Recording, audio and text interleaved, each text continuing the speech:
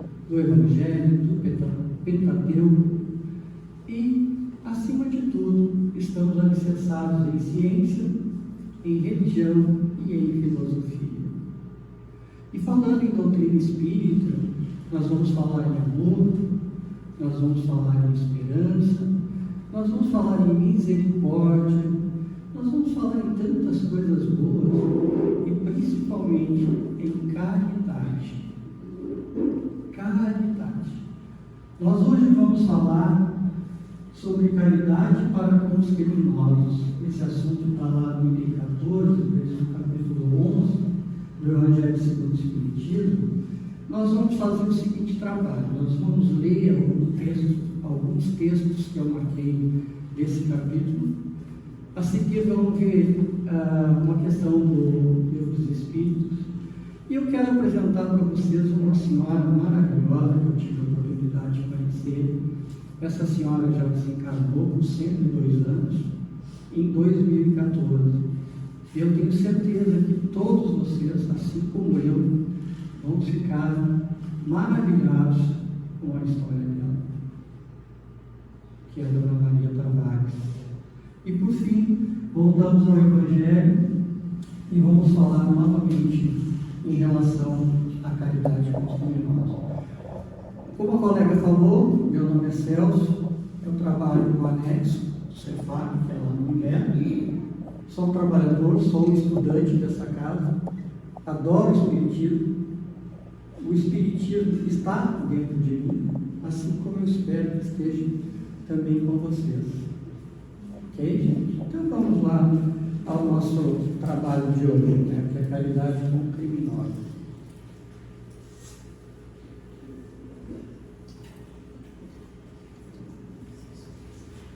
Então,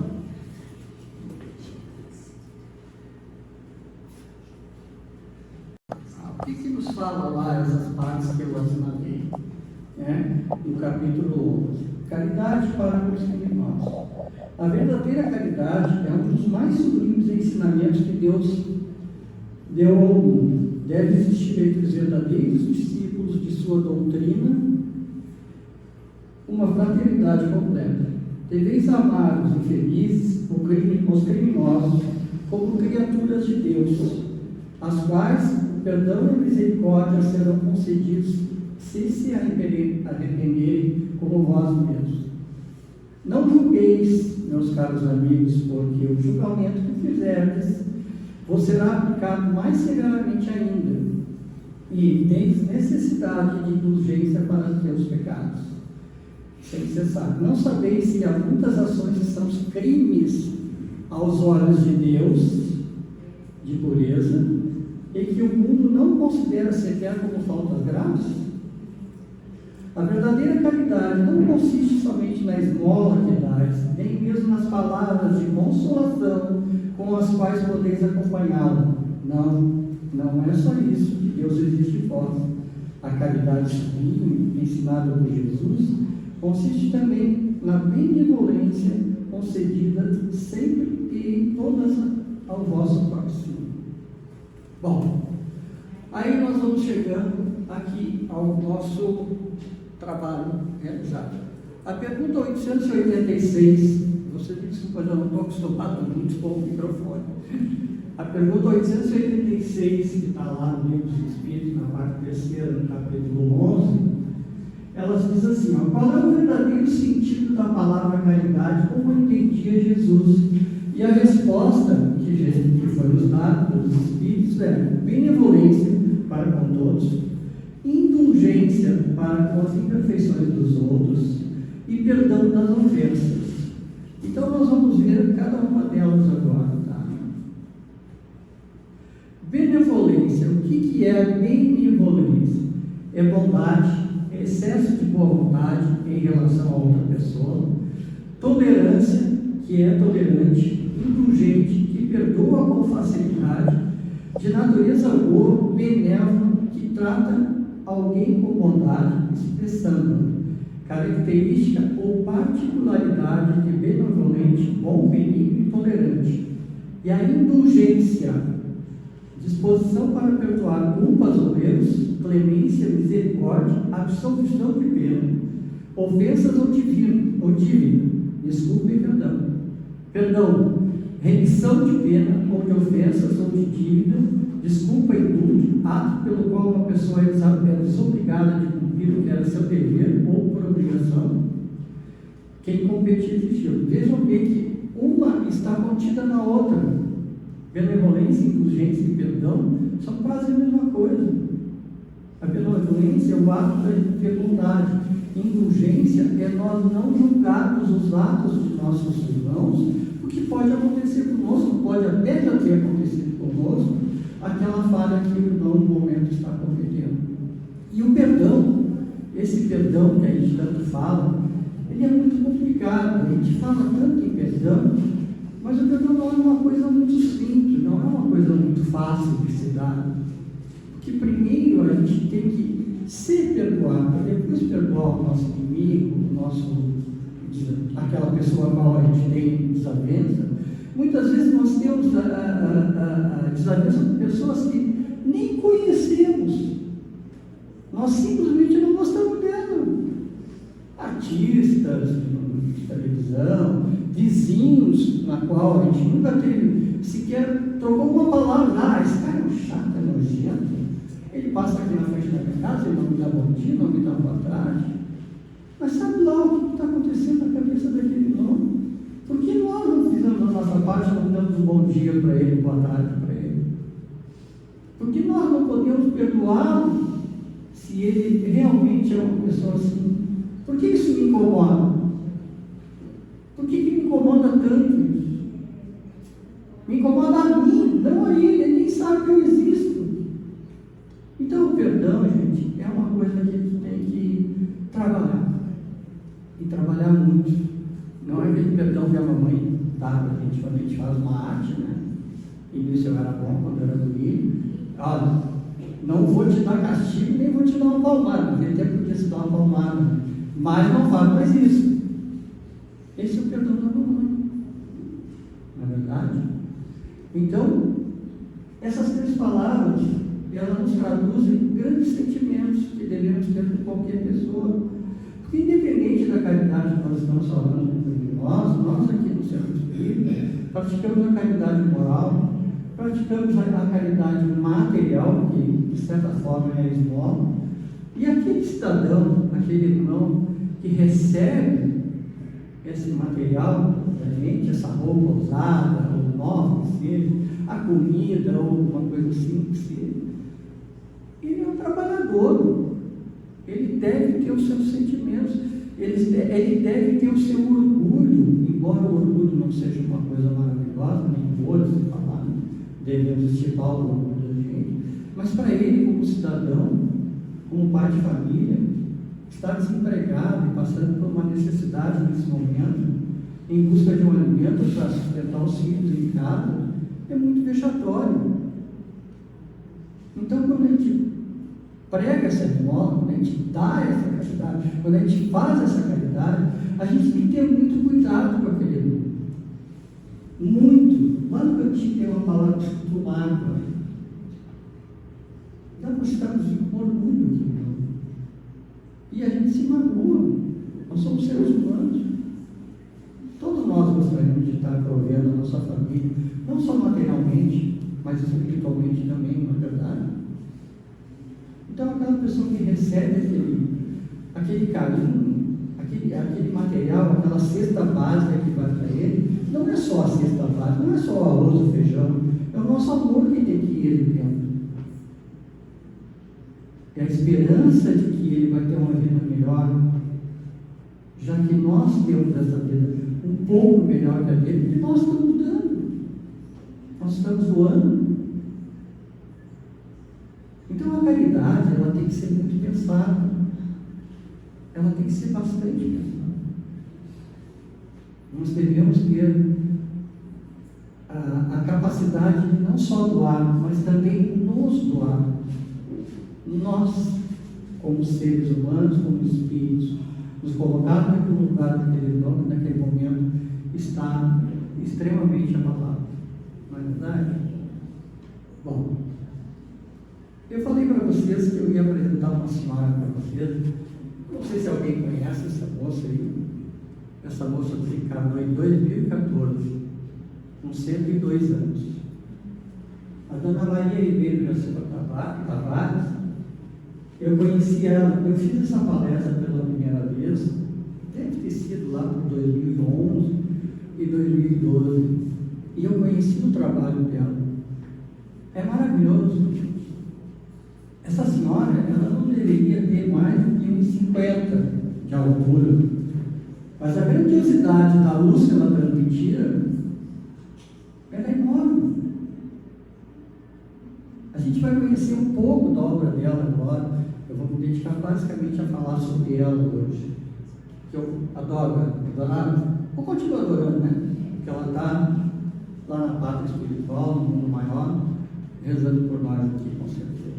Então, a dona Maria Ribeiro, primeiro nós vamos falar dela. Ela foi voluntária no Presídio Central de Porto Alegre na década de 1940.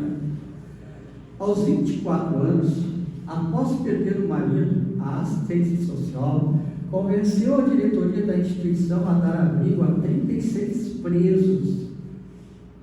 A iniciativa se consolidou quando Vó Maria entregou seu casarão. Nós vamos ver em seguida o link entre a Vó Maria e o casarão, para que se fosse transformado no patronato Lima do Mundo. Nas palavras do juiz Sidney Kozuska, essa senhora é a única brasileira que decidiu a vida, que dedicou a vida aos presos e aos direitos humanos, e que nem os mais radicais conseguem criticar. Aqui é um depoimento de um empresário. Eu suprimi o nome do empresário, então ele diz assim, ó: muitos dos seus ensinamentos foram aprendidos pelo empresário X, esse aí, né, que lá ficou 167 dias. Ele fazia questão de aproveitar todo o tempo disponível para conversar com Vó Maria. Essas conversas inspiradoras foram um impulso motivador para a criação da FUIPRES, que é uma instituição, né? A ação de Dona Maria mostrou que é possível abordar praticamente um problema e requer um olhar sensível. Vejam que em 1940, com 24 anos, uma pessoa com 1,50, ela ia até a cadeia pública, que era um prédio que tinha ao lado hoje de onde é o gasômetro. Eu acho que a maioria das pessoas aqui conhece lá o gasômetro, né? Aquilo seguidamente inundado, e ela ia todos os dias em busca desse pessoal num caminhão que foi cedido, um caminhão trucado. Os mais antigos sabem o que é um caminhão trucado. Para dirigir um caminhão trucado não é fácil, e com aquela estatura era mais difícil ainda. E ela colocava 76 presos dentro do caminhão e ia com eles trabalhar onde é hoje a Avenida Ipiranga, aquela parte mais colada ao rio lá. Ela, com esses 76 presos, que abriu aquele trecho do Riacho Ipiranga, como nós conhecemos hoje, isso em 1940. Né? É uma coisa fantástica essa senhora. Em 1999, quando o patronato, nós vamos ver em seguida, foi citado no relatório da Anistia Internacional sobre a violação dos direitos humanos contra detentos no Brasil, Dona Maria, nascida em 17 de dezembro de 1912, em uma família de fazendeiros em Pelotas, conterrânea, né? Disse a senhora: quando me perguntavam como conseguia chamar um criminoso de anjo, que ela chamava todos eles de anjo. Ela teve sob seus cuidados mais de 1.000 prisioneiros em todos esses tempos. É bom até eu lembrar, né, porque eu falo em patronato. Patronato é um prédio, é um sistema de presídio semiaberto. Só que ele é diferenciado, não tem cerca. E as grades que tem é justamente para proteger os presos. Ele é aberto. O sujeito é preso lá pela sua consciência. Me diz para mim que ninguém fugiu lá. Sim, fugiram. Muitos fugiram. Muitos ela recuperou. Muitos ela trouxe para a sociedade novamente. Tenho mais de 50 anos de vida dentro de cadeias e jamais fui constrangida e desrespeitada, porque soube respeitar. Não há criatura irrecuperável, mas sim método inadequado. Vejam que coisa interessante. Não há criatura irrecuperável, quer dizer, nós todos somos recuperáveis. E isso nós aprendemos de forma, com a reencarnação. Esses criminosos que estão, como diz o Evangelho, transeados para o mal, eles não são o mal. Eles estão transeados. Eles são nossos irmãos. Eles têm pai, têm mãe, têm irmã, têm tios, têm avó. Têm todas as mesmas coisas que nós temos. Eles têm os mesmos sentimentos que nós. E muitas vezes as pessoas dizem assim, mas eu prefiro ver um criminoso morto do que vivo. Meu Deus, que horror isso. Até porque a gente sabe, né, que um obsessor é melhor tu enxergar ele do que não. Porque se esse indivíduo ele é morto ou é executado, nem sei se hoje em dia ainda existe a execução, não sei se nos Estados Unidos ainda tem. Esse moço, esse espírito ainda vai ficar ali, obcecando. Então eu acho que é muito melhor tu ver o teu inimigo do que não vê-lo. Não é verdade? Aqui é uma foto, deve ser dos 102 anos dela. Ela com os anjos dela. Eu começo a ter um carinho por ela. Estava sempre em volta dela. Isso aí deveria brigar em torno de 70 a 80 detentos lá. Ele é bem diferenciado, esse patronato, já é bem diferente de outros semiabertos. Como eu disse para vocês, ele é um semiaberto realmente aberto. E esse é o patronato, que é a casa que a Dona Maria comprou, quando a gente falou lá em 1940. Ela pagou, nós vamos ver daqui a pouco, né, o valor que ela pagou, inclusive. Aqui já está reformado, na época que eu fui lá, ele foi tombado, depois.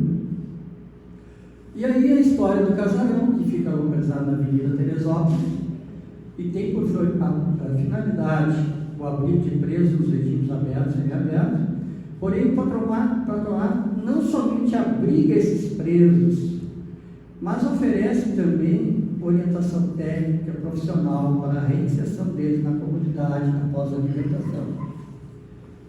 Isso aqui, os caras quando saem lá do presídio central, eles passam muitas vezes, não sei, 10 anos, 20 anos, sei lá, quando lá. Os caras saem de lá, saem. Eles não têm uma identidade, eles não têm mais um CPF, eles não têm certificado de reservista, eles não têm uma carteira de trabalho, eles não têm nada. Não tem nada, porque a vida de um presidiário não existe, né? Aliás, que bom que agora começou a se rever essa questão dos presidiários, fechando lá aquela cadeia maldita que tinha lá em Porto Alegre, lá, está se melhorando bastante o ambiente para as pessoas. Eu não gosto de dizer de forma nenhuma, mas tem que estar lá, eles têm que estar lá porque eles fizeram mal, não gosto disso. Acho que são seres humanos, com espíritos como nós, recuperáveis, como ela mesmo diz, né? Então eles lá recebem toda essa assistência. Ela deu essa assistência há um tempo atrás. Depois ela se aposentou, é óbvio, agora hoje já tem instalado lá assistente social, psicólogos, todas essas coisas. Mas Dona Maria fazia tudo isso. Dona Maria era uma pessoa tão fantástica que ela adotou, por solicitação do preso, o filho dela. Nós vamos ver no final aqui. E criou ele. Dona Maria muitas vezes pedia dinheiro para o gás, para pagar a luz para aquele pessoal que estava lá. Então ela não teve uma vida fácil. Nunca se deixou. Tem uma entrevista dela no Globo Repórter, que eu vi, revista, semana. Se vocês tiverem a oportunidade, coloquem o nome dela lá e vejam isso lá para vocês verem. ela não tem arrependimento na vida. Para ela fez o que tinha que fazer. Eu considero a Dona Maria como a irmã Dulce, como Chico, claro, dentro do nicho dela. Que, como ele disse aqui há pouco, o juiz ela é inigualável dentro do nicho dela, que é os presos. Aí vem a história da Dona Maria com o Dom Leonardo. Então, assim, certo dia, ela encontra uma senhora na Avenida Ipiranga, cujo filho estava preso na casa de correção, a casa de correção que ainda era antiga, lá do lado do gasômetro. E a mãe não foi autorizada a visitá-lo. Dona Maria, sensibilizada com a situação da outra mulher, conseguiu uma autorização judicial para que a mãe visitasse o filho. Ela acompanhou essa senhora pela primeira vez e se deparou com a realidade do local, que era um horror, assim como era a cadeia do. Eu coloquei uma observação minha aí, a parábola do bom samaritano. Quem é que lembra da parábola do bom samaritano? Dizia essa parábola que descia um homem de Jerusalém para Jericó, ao contrário, foi assaltado, enfim, aí parou o cidadão e deu toda a atenção para ele, né? Deu toda a atenção, e mesmo depois de dar essa atenção, de instalar ele numa estalagem, não seria um hotel hoje, e ainda disse: olha, vou te dar esse dinheiro aqui, se não cobrir, quando eu voltar aqui de novo eu te pago a diferença. Então ele deu assistência material e deu assistência moral, e era isso que ela fazia. Por isso é que eu achei muito parecido a história da Dona Maria. Aliás, Jesus não deve ter nos contado essa parábola toda, deve ter outras histórias parecidas ou idênticas ou iguais, né? Tá? Que, para quem não sabe, ficava ao lado da cozinha do gasômetro. Muitas vezes a casa de correção ficava montada devido à cheia do Guaíba. Aqui começa a história de Dona Maria Ribeiro junto ao sistema carcerário. Ao preparar seu trabalho de conclusão da faculdade, começou a estudar os sistemas e outros modelos de penitenciário.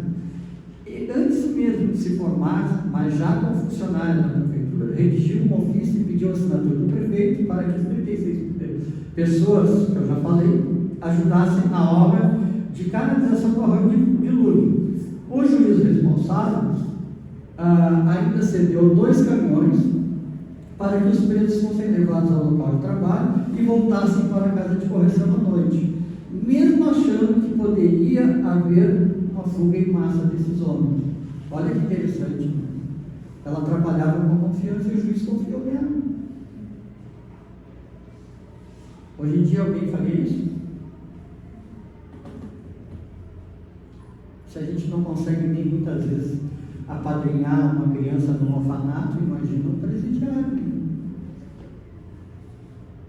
Essas pessoas que são excluídas, são colocadas lá dentro, são isoladas, fechadas, como, bom, acabou, entendeu? E lá eles ficam aprendendo cada vez mais o que não presta.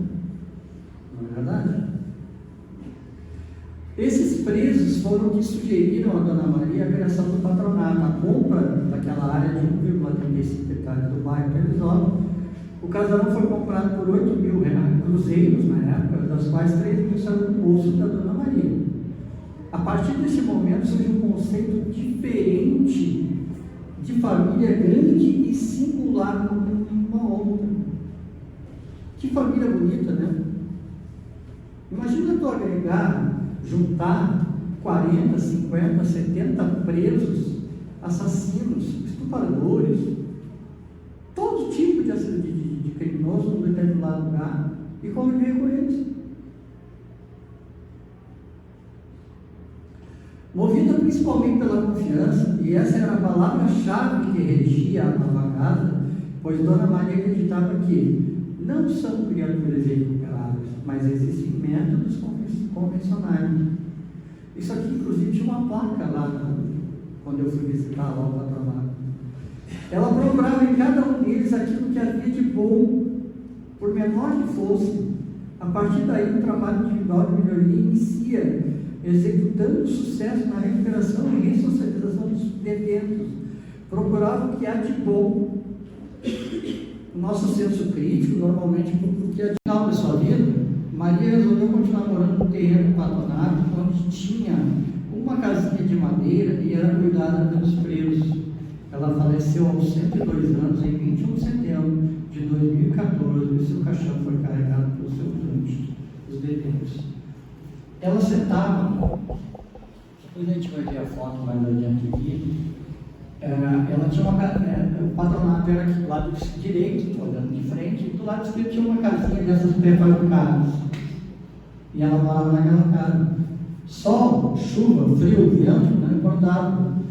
Ela na cadeirinha de roda dela ficava sentada na porta, controlando tudo. Todos. E cada um que passava, era bom dia, boa tarde, Maria, como é que está a senhora? Tudo bem? Ela conversava com todo mundo. Ela dava uma palavra de apoio, de carinho, para todo mundo.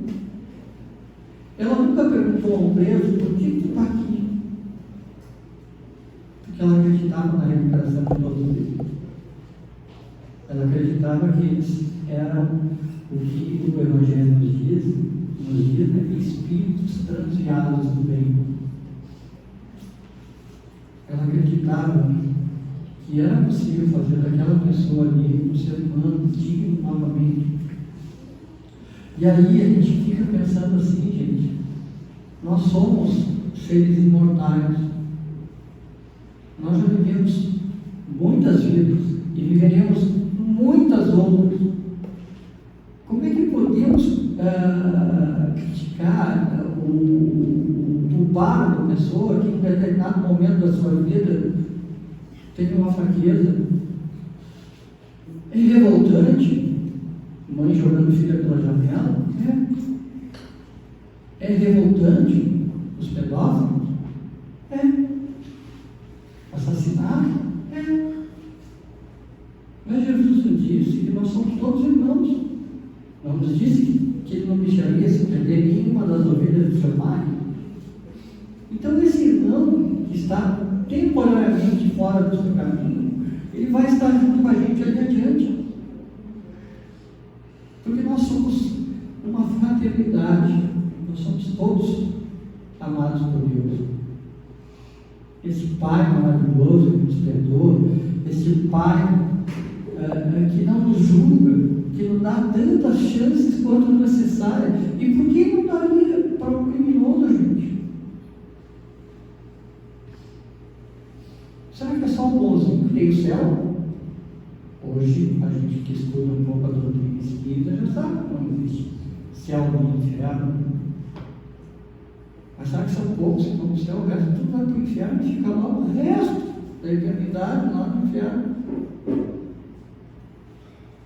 O nosso tempo está meio esgotado, então eu só quero chegar a essa tela. Devemos arriscar a vida por um mal virtuoso? Resumindo, sim, sempre. E ontem, eu lendo isso aqui, eu lembrei de uma doutrinária que eu fiz há muitos anos atrás, sobre a prática do Evangelho no Lar. E eu lembro de uma história do Chico. Eu não consegui achar essa história. Tentei procurar e não consegui. Chico disse que, onde ele morava, não sei se em Leopoldo, no lugar, tinha uma senhora que o filho dela tinha sofrido um acidente muito horrível de carro e tinha desenganado. E Chico passava lá na frente e via aquela senhora naquele estado, apática, triste, chorosa, e pensava assim: olha, eu tenho que ir lá para fazer um evangelho lá com essa senhora em determinado dia. E Chico um dia passou lá e combinou com essa senhora: olha, nós vamos fazer o evangelho lá. Ah, mas eu não sei o que é, Chico. Não, a senhora não se preocupe, uma mesinha, um pano branco, uma jarra d'água, uns copos, aquela coisa que a gente já sabe o que é o evangelho, fazer o evangelho lá. E a gente vai fazer orações, vai fazer isso, vai fazer aquilo, vai fazer aquela coisa. E nesse dia, o Chico chegou lá, se sentou na mesa junto com ela. Quando eles sentaram, bateram na porta. E essa senhora levantou, Foi atender a porta, o Chico falou, não, vai lá, levanta. Aí ele disse, pô, eu queria um prato de comida, porque eu estou com fome, eu não tenho comida há muitos dias. Aquela coisa que a gente já conhece. E o Chico lá diz assim, convida ele. Convida para fazer o evangelho lá com a gente. E aí depois a gente dá janta para ele, todo o carinho, toda a necessidade que ele precisa. E convidar o cidadão para sentar junto na mesa com ele. Essa senhora, quem como cidadão esse, não sabia o que era o evangelho.